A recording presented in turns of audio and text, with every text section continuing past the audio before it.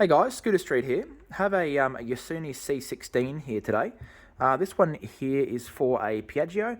Obviously, a Piaggio, the C16, sorry, for the Piaggio is a multi-fit exhaust, so it fits pretty much every Piaggio Hyper 2, which is really clever. Now, I just wanted to make a quick note. We try to give the most accurate information possible with our listings, and we keep receiving, or we receive a lot of Yasuni exhausts.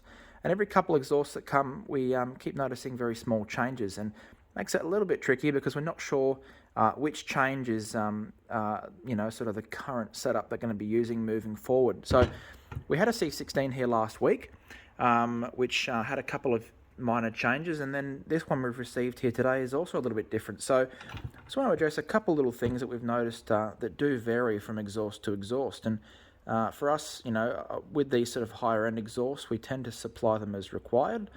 So I sort of want to give the most accurate information possible, but it is difficult to say precisely what we're going to receive. So a couple of small changes I wanted to note.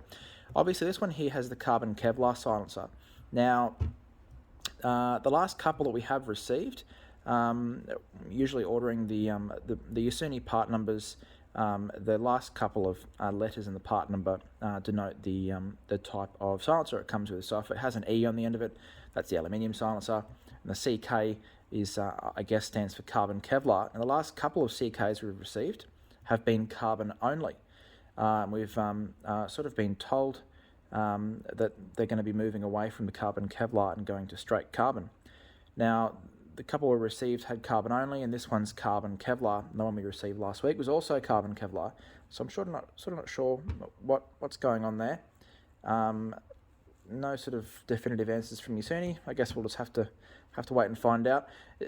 Regardless, the full carbon silencer is really nice. So with these silencers, regardless of whether you get the aluminium or the carbon or the Kevlar, the actual carbon Kevlar is just a wrap on top of a aluminium tube. Now the reason for this, days past there used to be pure carbon Kevlar silencers.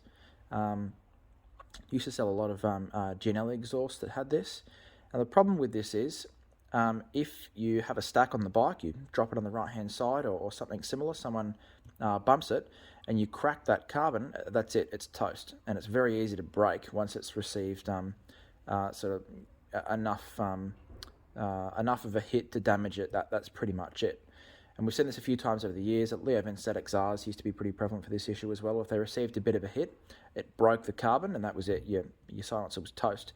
These here, what they do is they wrap the carbon around an aluminium tube. Now this means that if it cops a bit of a whack, the aluminium is providing the structural part of the silencer, and the outer carbon and Kevlar is just there to look pretty.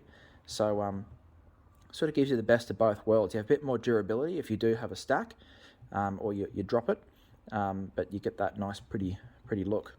Now one other thing I will notice is different with this particular exhaust is generally with the Yasuni exhaust, whether it's a Z or an R or a C16, Yasuni use a really clever a system here with the bracket to reduce vibrations, which is where between the bracket that bolts to the bike and the bracket that's welded to the exhaust itself, there's no metallic part touching another metallic part. It's completely held by rubber bushes. Now there's a lot of other performance exhausts also use bushes, but the internal of the bush is metal, and so you have metal against metal, so it sort of defeats the purpose of the bush. These here are fully suspended by 2 rubber bushes that are inserted from either end. Now we do a little bit of a pre-assembly on all these exhausts before we send them out. A couple of reasons for this. Firstly, very commonly, particularly with the Yasuni exhaust, they're missing a couple of washers out of the box. This happens all the time, so we just replace those washers. Also makes it a little bit easier because we're assembling these all the time, that that when you get your exhaust, it's assembled correctly and you can pretty much just bolt it on. You see we've got some little cable ties on here just holding the bolt in place, so you know sort of exactly how to put it on.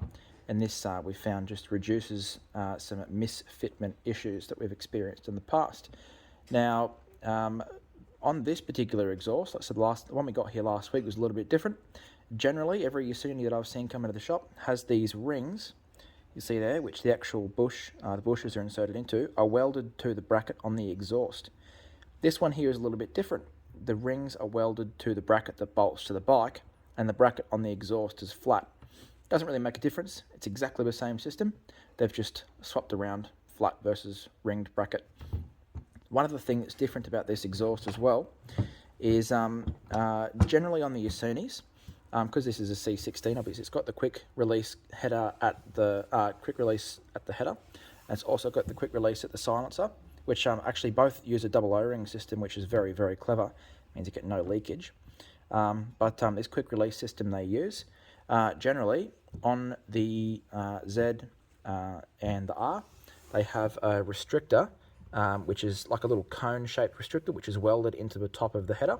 And they also have a very similar restrictor, which is welded into the inside of the silencer.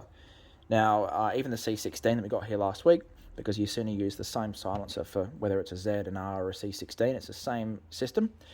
Whether it's a quick release or not, it's actually exactly the same silencer, which is very clever. It's just whether it's the carbon Kevlar or the aluminium or anodized.